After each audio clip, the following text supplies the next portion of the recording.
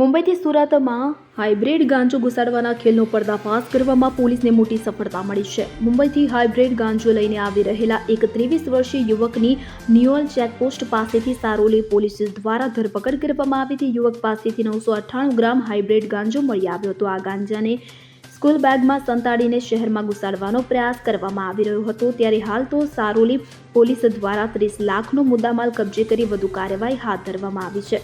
મળી આવતી જાણકારી અનુસાર સારોલીના પોલીસ ઇન્સ્પેક્ટર SR વેકરિયા સહિતનો સ્ટાફ પોલીસ સ્ટેશન વિસ્તારમાં હાજર હતા.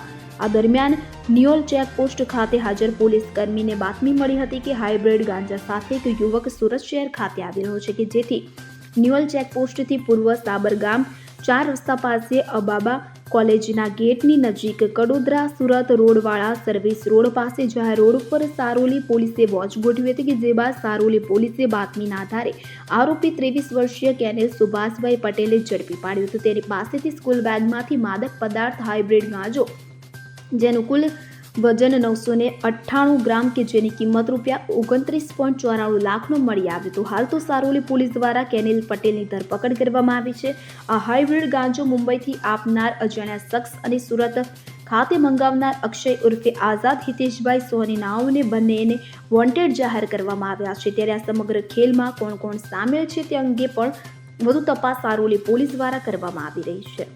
Bureau report CN24 news. હવે જુઓ દેશ દુનિયાની તમામ ખબરો તમારી આંગળીના ટેરવે. ઉઠાવો મોબાઈલ અને Google Play Store પરથી ડાઉનલોડ કરો અમારી CN24 ન્યૂઝ મોબાઈલ એપ.